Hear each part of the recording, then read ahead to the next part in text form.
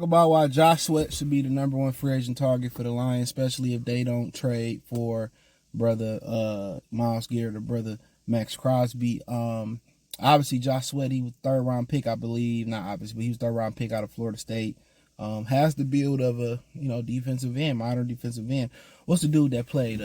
We played them 2 years ago. He played for the Panthers. That's who. His Brian Burns. That's who he reminds me of. He reminds me of Brian Burns. His body build. And he was a Pro Bowler once. I think a few seasons ago, 3 or 4 seasons ago, he had double-digit sacks once. He had 11. And that wasn't even his Pro Bowl year. His Pro Bowl year, I believe he had 7.5 sacks.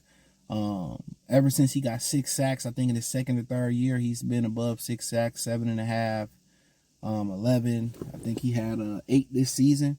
Excuse me, he had 8 this season.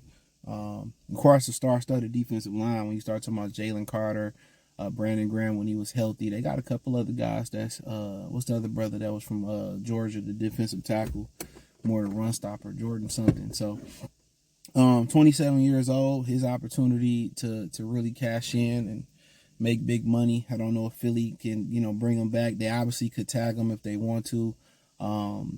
That's unfortunate. 27 years old, you at the peak of your prime probably. And yes, you get paid top 5 money, but damn, I want the security. You know what I'm saying? I want the security. And I think, the players, messed it up when they traded less practices for less money and franchise tags. They messed it up. They fucked themselves. So you can't feel bad for people who put themselves in a position, really, once you look at it. But yeah, I think he should be the number one guy, especially if they don't go out there and they don't, trade for a defensive end. It's a lot of our insiders or NFL people around in the media who's urging them they need to go get Myles Garrett. But the Lions, they never, the Detroit teams usually never had an urgency. That's why the Rasheed Wallace trade was one of the biggest trades in Detroit, the city of Detroit history. You know what I'm saying? When you start talking about Rasheed Wallace, Adrian Dantley, Mark Aguirre deal, you know what I'm saying? You start like those are, that's the Pistons when they on the cusp of the championship and they need to get over the hump. For the most part, we've never seen the Lions on the cusp of a championship. We never seen them go out there and get somebody that wasn't old. If they go out there, and if you think about the history of the guys they got in free agency that turned out all right, you talking about James Stewart. He was the running back they got from Jacksonville when Barry Sanders retired. And people forget the year after Barry Sanders retired, they made the playoffs. James Stewart had a couple solid seasons with the Lions, a couple 1,000-yard seasons, I believe. He was pretty solid. That was one of the better free agent pickups, to be honest, for those who remember back then. But you start kind of going through history, most of the free agent guys they pick up that end up doing well, they were mystery. They was like lower end guys. Remember that guy we got from Tampa? I think his name was George Johnson. I mean, he had his best year ever with the Lions. Left, got paid, never heard from him again. Golden Tate, he was one of the more productive guys. But remember, that was one of their more splashier free agent pickups in general. And guess what? They only got him because it was a snowstorm, because it was a wide receiver packed draft. People forget that. It was a wide receiver rich draft. Mike Evans, Odell Beckham, Jarvis Landry, Sammy Watkins. You know what I'm saying? It was that draft. And we took Ebron over OBJ. Well, that is what it is. Happy retirement to Eric Ebron. But yeah, I mean, historically, they don't make those splashes. You ask why? Cheap, frugal, whatever you want. Whatever synonym you could think. I think it's that. And I was saying Juan Buchanan was a conversation. Well, the Eagles didn't make free. Yeah, they did. The Eagles made They made a couple plays. They had to go try to get AJ Brown. They signed Saquon Barkley. You know what I'm saying? They traded for Johan Dotson, even though he didn't, really matter. They went out and traded for Darius Slay. They signed C.J. Gardner-Johnson. So these just the guys I could think of. You know what I'm saying? So they got a bunch of talent that they acquired via trade or free agency. So, so be it. But Josh Sweat, I like him a lot. Do I think he a better player than Max Crosby and they're the same age? No. You know, do I think he better than Myles Garrett? No.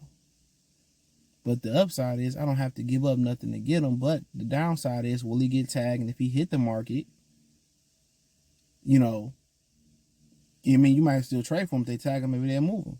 But if he hit the market, you know, will he want to come here? Who are you competing with? Will he want to come to Detroit? With the Florida State, might want to go back in a warmer state. So you got to understand, a lot of these guys, when they hit free agency, you know, it's more about the destination. Think about Tyreek Hill. He like, man, you know, it was the Jets of Miami they traded him to, was going to trade him to. And he just cared about his money. And obviously those are two more lucrative cities than Kansas City. He, you know, he chose Miami. He seen the lifestyle. He liked going to Miami. He chose the lifestyle. He chose the money. He chose the city. I got my championship, and then now he miserable that he not winning. They look at it from no state taxes in Florida, the city of Miami. That's how they look at it. And then when they start getting their ass kicked, and they start losing, then they want to leave, and now they care about winning. So a lot of times, when you about to sign that type of deal in the NFL, you looking at the city and do I want to be there? That's the first thing they're looking at, the money and the destination. They'd take less money. They'd take less money to go to a place like Miami, go out to LA, go to New York. It'd take less money. So you know when you Detroit, Indianapolis, you know what I'm saying? When you one of them type of teams, unless you close to winning, you gotta overpay for these guys. So he gotta want to come here, but in reality, you know, you draft the guy, you pair him with, you know, Zadarius Smith, Josh Pascal, Aiden Hutchinson, and you roll the dice. Continue to develop the Muhammad guy. You continue to develop your guys and see where the dice roll at. For real. That's just what it is. You can go that route. It's cheaper.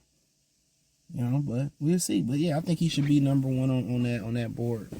But I don't think all this is imperative. But they got to find a way to generate pass rush. You know, and they got to find a way and make that a priority. But hey, thumbs up the video, share the video, subscribe to the channel. That subscribe button is the bell icon button. I got a cramp. I hate when I get these cramps in my stomach. Hold on. Gotta stretch it. There we go. But hey, thumbs up the video, share the video, subscribe to the channel, hit the link tree, follow me on X, Instagram, Spotify, Anchor, Cash App, Venmo, PayPal. Peace.